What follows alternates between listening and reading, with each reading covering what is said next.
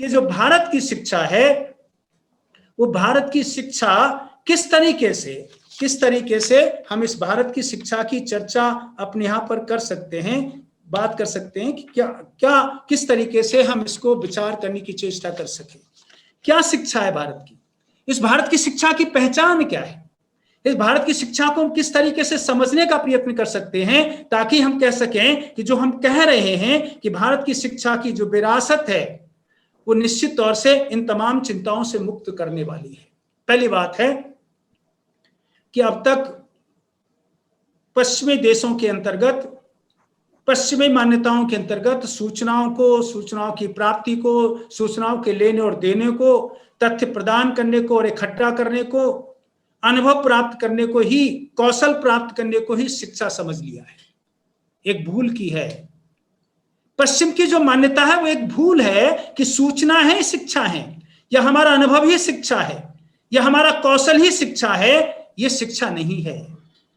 शिक्षा क्या है? जो हमारे यहाँ कहते हैं ना, शिक्षा के बारे में कहा जाता है सा विद्या या विमुक्ते। शिक्षा तो वो है, विद्या तो वो है जो हमको मुक्ति प्रदान करती है, हमको मुक्त करती है। एक व्यक्ति को मुक्त अगर कोई कर सके वही शिक्षा है। सूचनाओं से मुक्ति नहीं मिलती, खाली कोई तथ्य इकट्ठा कर लेने से मुक्ति नहीं मिल जाती, या सूचनाएं प्रदान करने से हमको मुक्ति नहीं मिल जाती। मुक्ति करने के लिए हमको जरूरी है कि हम अपने यहाँ पर इस प्रकार की व्यवस्था करने का प्रयत्न करें जिससे कि सूचनाओं से बढ़ करके हम उस पर चर्चा कर सकें, हम उस पर बातचीत कर सकें कि किस तरह की बातें हैं जिसको कि हमें विचार करने की चिंता करनी चाहिए। सूचनाओं का पहली बात, सा विद्या या विमुक्ति। जो विद्या हमको मुक्त कर सके, एक मनुष्य को मुक्त कर सके तमाम उन चिंताओं से, तमाम उन परिस्थितियों से, तमाम उन व्यसनों से, तो तभी हम उसे शिक्षा का नाम दे सकते हैं। यह भारत की शिक्षा है। जो भारत के शिक्षा व्यक्ति को इन तमाम प्रकार की परिस्थितियों से मुक्त करने का प्रयत्न करती है। और इसलिए तो कहा गया है कि भारत की शिक्षा में 4 बातें। पहली बात है अध्ययन करने की, दूसरी बात है अनुशीलन करने की। खाली अध्ययन करने से काम नहीं चलता, हमको इसे अनुशीलन भी करना पड़ता है, अडेप्ट भी करना पड़ता है, अनुशीलन करने की। तीसरा है आचरण करने की, और चौथा है इसका उपयोग करने की। उपयोग करिए, प्रसार करिए, सब जन के हिताय में, सर्वजन हिताय में हम इसका उपयोग करें। अपने खाली व्यक्तिगत हित के लिए नहीं, सबके हित के लिए उपयोग करें। यह भारत की शिक्षा है। और इसलिए भारत की शिक्षा में हमेशा कहा गया है, भारत की शिक्षा मैं से हमको बनाने की प्रक्रिया है। मैं से हम की प्रक्रिया है, ये मैं से हम की प्रक्रिया। और इसलिए तो कहते हैं सर्वे भवन्तु सुखना सर्वे सन्तु निरामया। सबका भला हो, सबका भला हो। हम अपने व्यक्तिगत भले के लिए काम नहीं करते, हम केवल अपने व्यक्तिगत स्वार्थों के लिए काम नहीं करते, हम सबके लिए, सबके स्वार्थ के लिए, सबके भले के लिए, सबके अच्छे के लिए काम करते हैं। इसलिए कहा जाता है ना, प्लूरलिज्म है हमारे यहाँ, प्लूरलिज्म है। हमारी एजुकेशन जो है बहुलतावादी है, बहुलतावाद में विश्वास करती है। एक व्यक्तित्व में, एक व्यक्तिवाद में विश्वास नहीं करती, बहुलवाद में विश्वास करती है। इसीलिए हम इसको, भारत की शिक्षा को प्लूरलिस्टिक कहते हैं। ये मान करके चलते हैं कि इस प्रकार का व्यक्ति जो सबके सुख की बात करे, ऐसी शिक्षा की पद्धति हमारे यहाँ पर विकसित हमने करने का प्रयत्न किया। सर्व सुख, सबका सुख हो, सबका भला हो। और इसलिए कहते हैं ना, सत्य एक है, पथ अनेक है। सत्य तो एक ही है, लेकिन उस पहुंचने के रास्ते अलग अलग हैं। और हम भारतवर्ष के लोग, भारतवर्ष की शिक्षा के अंतर्गत पहुंचने के रास्तों पर किसी प्रकार की रुकावट नहीं की गई है। पहुंचने के रास्तों को किसी तरीके से रोकने का प्रयत्न नहीं किया गया। एकम सत्य विप्रा बहुधा वदन्ति, एकम सत्य विप्रा बहुधा वदन्ति। एक सत्य पथ अनेक, अलग अलग रास्ते। हमारी जो शिक्षा है वो इस प्रकार की शिक्षा है, सत्य के मार्ग को प्रशस्त कर सकें, सत्य के मार्ग तक पहुंचने का प्रयत्न कर सकें। वही शिक्षा हमारे देश की शिक्षा है। इसलिए इस शिक्षा को हम कहते हैं कि सत्य शिक्षा के माध्यम के अलग अलग रास्ते हमारे शिक्षा हमको प्रदान करती है, जिनसे कि हम सत्य तक पहुंचने का प्रयत्न कर सकते हैं। और इसीलिए बार बार बात की जाती है ना, यूनिटी इन डाइवर्सिटी। विविधताओं में एकता है। हमारी शिक्षा विविधता में एकता को स्वीकार करती है और विविधता का कोई किसी तरीके से वो अस्वीकृति नहीं करती। विविधता को एक तरीके से उत्साह के रूप में, एक तरीके से त्योहार के रूप में, एक तरीके से पर्व के रूप में हम उसको स्वीकार करते हैं, उसको बनाते हैं। विविधता हमारी ताकत है। विविधता हमारी ताकत है। कितनी विविधता है हमारे यहाँ पर, खान पान की, वेशभूषा की, खाने पीने के अलावा रहन सहन की, भाषा की, भूषा की, गानों की, संगीत की, कला की, डांसेस की, कितनी सारी विविधताएं हमारे तो कहते हैं ना, हर कुछ 15 किलोमीटर के बाद एक भाषा बदल जाती है। अभी एक सर्वे हुआ था, उसमें पता लगा कि 1950 से ज्यादा भाषाएं हम बोलते हैं, सामान्यतः उपयोग में लाते हैं। बहुत सारी भाषाएं तो विलुप्त हो गई, उसके बावजूद भी इतनी बड़ी संख्या में हमारे देश के अंतर्गत भाषाएं हैं। और इतने देश में जो भाषाएं हैं, उनके माध्यम से हम इस विविधता को अस्वीकार नहीं करते, स्वीकार करते। अभी जो नई शिक्षा, राष्ट्रीय शिक्षा नीति आई, उस राष्ट्रीय शिक्षा नीति में कहा गया कि मल्टीपल लैंग्वेज को हमें प्रमोट करना होगा।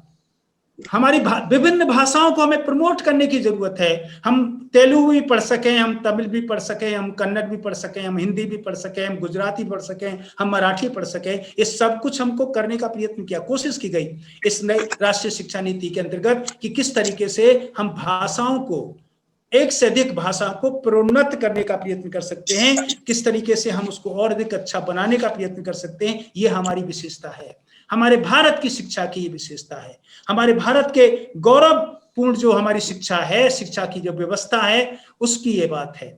हम ये भी कहते हैं कि हमारा जो सुख है, आनंद है, आनंद है ना, हम आनंद की प्राप्ति करते हैं, सुख की प्राप्ति करते हैं। तो ये विद्या और शिक्षा और सुख का एकात्म भाव है, एकात्म भाव है। सुख और शिक्षा साथ साथ चलते हैं, अलग अलग नहीं चलते, अलग अलग नहीं चलते। इसीलिए तो कहते हैं ना, विद्या ददाति विनयम, विद्या से विनय प्राप्त होती है, विनय से हमें, नम्रता से हमें आगे जाकर के सुख और आनंद प्राप्त होता है, हम अपने आप को आनंदित महसूस करते हैं। ये जो विचार है, ये हमारे भारत का ही विचार हो सकता है, ये पश्चिम का विचार नहीं हो सकता। हम दूसरे के सुख में अपना सुख तलाश करते हैं, हम दूसरे की संतुष्टि में अपनी संतुष्टि तलाश करते हैं, हम दूसरे के वैभव में, भवितव्य में हम अपना भवितव्य स्वीकार करते हैं, हम उसको तलाश करते हैं, हम उससे कोई प्रतिस्पर्धा नहीं करते, हम उसके बारे में ये चर्चा नहीं करते कि वो ऐसा क्यों करने का प्रयत्न करता है। इसीलिए तो कहा था, रविन्द्रनाथ ठाकुर जी कहते थे कि आध्यात्मिक एकात्म भाव की अनुभूति ही शिक्षा है। आध्यात्मिक एकात्म भाव की अनुभूति ही शिक्षा है। अगर हम किसी तरीके से आध्यात्मिक एकात्म भाव पैदा कर सकें अपने आप में, अपने बालकों में, अपने शिक्षार्थियों में, तो यही शिक्षा है। इसलिए हमारे यहाँ पर स्पिरिचुअलिटी पर ध्यान दिया गया है। आध्यात्मिक हमारा आधार होना चाहिए शिक्षा का। धीरे धीरे हम उस अध्यात्म से अपने आप को अलग करते जा रहे हैं, और इसलिए ये हमेशा विचार करने की बात है। और इसीलिए हमेशा कहा जाता है कि भारत की शिक्षा संपूर्ण व्यक्तित्व के विकास की बात करती है। हम पंचकोशीय शिक्षा की बात करते हैं ना, हम कहते हैं कि पंचकोशीय शिक्षा है, और पंचकोशीय शिक्षा के अंतर्गत हम चर्चा करते हैं अन्नमय कोश है, प्राणमय कोश है, मनोमय कोश है, विज्ञानमय कोश है, आनंदमय कोश है। पंचकोशीय शिक्षा, इस पंचकोशीय शिक्षा के माध्यम से हम संपूर्ण व्यक्तित्व का विकास करते हैं, एक संपूर्ण मानव का निर्माण करना चाहते हैं, हम संपूर्ण मानव बनाना चाहते हैं। मनोभाव की जो हमारी है वो यही है कि पंचकोशीय शिक्षा के माध्यम से हम मानव का निर्माण कर सकते हैं, मानव बना सकते हैं। मानव बनने की जो प्रक्रिया, उसमें हम महसूस कर सकते हैं, महसूस करा भी सकते हैं। इस प्रकार की शिक्षा भारतीय शिक्षा है। पांचों कोषों की बात करता है, खाली खाने की बात नहीं करता, अन्नमय कोष की बात नहीं करता, ये प्राणमय कोष की बात भी करता है, विज्ञानमय कोष की बात भी करता है, मनोमय कोष की बात भी करता है। सब कुछ ठीक होना चाहिए, तभी हम आनंद की प्राप्ति करेंगे। और इसलिए कहते हैं ना, भारत की जो शिक्षा है केवल इस लोक में आपका परिष्कृत नहीं करती, बल्कि परलोक में भी आपको ये मोक्ष देने का प्रयास करती है, मोक्ष प्रदान करने का, मुक्ति प्रदान करने का। इसलिए भारत की शिक्षा और भारत की शिक्षा की जो जड़ें हैं वो हम सब के लिए ये विचार करने की बात है कि किस तरीके से ये जो हमारी भारतीय शिक्षा है, इस भारतीय शिक्षा को हमें केंद्र मान करके विचार करने की जरूरत है। तो जितनी भी चिंताएं जैक डेलार्स ने अपनी समिति के उद्बोधन में रिपोर्ट में बताने का जो प्रयत्न किया था, उन सब का जो लाभ है, सबका जो निराकरण है, भारत की शिक्षा में मौजूद है। क्योंकि भारत कोई व्यक्ति में तो विश्वास नहीं करता, हम व्यक्ति के लिए विश्वास नहीं करते, हम केवल भौतिक सुख नहीं चाहते, हम संपूर्ण सुख चाहते हैं, संपूर्ण आनंद चाहते हैं। और वो कहां पैदा होगा? आध्यात्म एकता, एकात्म भाव से।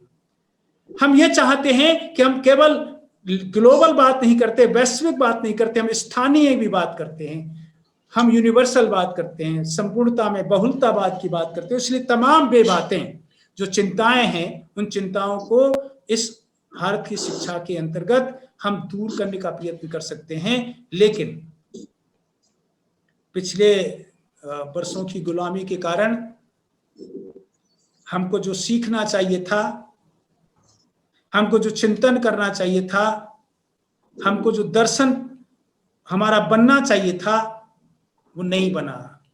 हम कहीं भटक गए, हमारा युवा भटक गया, हमारा शिक्षक भी भटक गया, हमारे समाज के लोग भी भटक गए, हमारे राजनेता भी भटक गए, या कह दीजिए भटका दिए गए। बहुत सारे ऐसे लोग भी हैं ना जो खुद नहीं भटके, लेकिन परिस्थितियों ने कहिए, लोगों ने कहिए, अनेक तरह के जो बंधन है उनको माध्यम से कहिए, उनको भटका दिया है। यानी हम अपनी विरासत से, अपनी भारत की अनादि काल से चली रही परंपराओं से, चिरंतर परंपराओं से हम या तो भटक गए या भटका दिए गए। और हम में एक हीन भावना, हम भारतीयों में एक हीन भावना जागृत हो गई है। हम अपने को ठीक नहीं मानते, अपने भारत की शिक्षा को ठीक नहीं मानते, अपने भारत के वैदिक, ऋग्वैदिक जो हमारा तंत्र है, ऋग्वैदिक जो दर्शन है, उसको स्वीकार नहीं करते।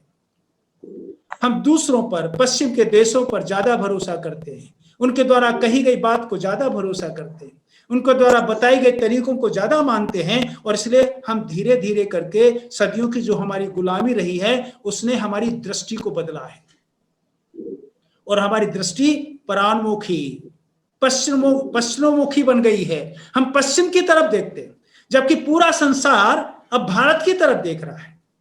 पूरा दुनिया भारत से अपेक्षा कर रही है कि भारत ही कोई ऐसा उपाय हमको बताएगा, भारत ही कोई शिक्षा का ऐसा सूत्र हमको देगा, भारत ही ऐसा शिक्षा का दर्शन हमको देगा, जिससे कि हम अपना ही नहीं बल्कि संपूर्ण विश्व को कल्याण के मार्ग पर अग्रसर करने का प्रयत्न करें।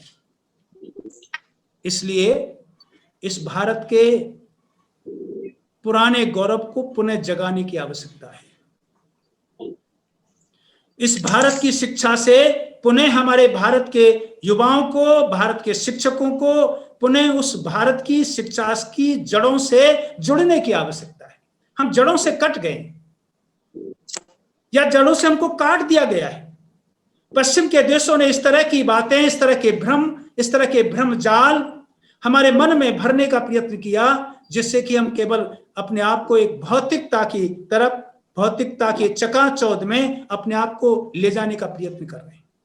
धीरे धीरे मानवता को भूलते जा रहे हैं। इसलिए हमें हमारे भारत के गौरव से, अतीत के गौरव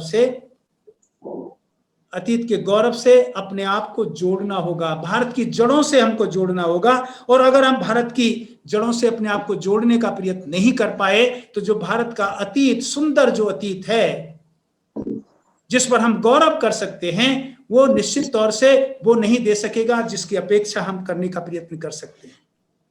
हमको ये स्वीकार करना चाहिए।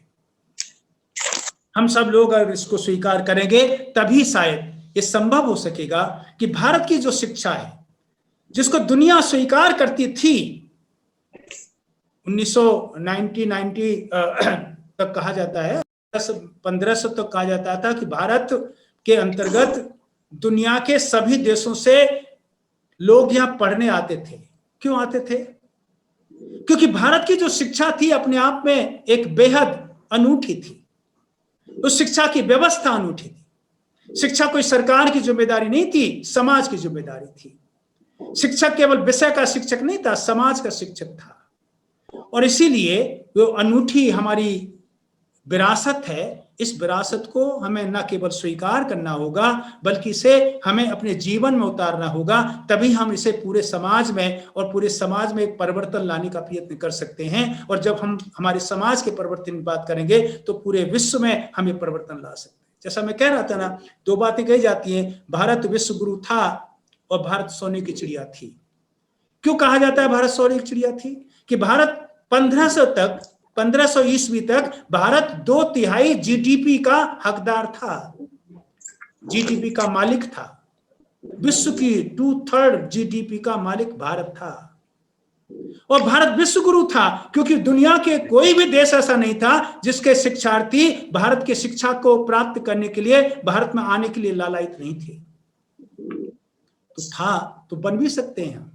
केवल इतना सा हमको करना है, इतना हमको संकल्प लेना है कि भारत का जो गौरव में अतीत है, उस अतीत को हम स्वीकार करें, उस अतीत को पहचानें, उस अतीत पर विश्वास भी करें, उस अतीत में हम श्रद्धा भी रखें। तो भारत की जो शिक्षा का जो ये हमारा गरिमा है, शिक्षा की जो ये मंजिल है जिसको हम प्राप्त करना चाहते हैं, वो हम आसानी से प्राप्त कर सकेंगे। और मुझे पूरा भरोसा है कि शिक्षक इसमें अपनी अग्रणी भूमिका निभा कर सकता है।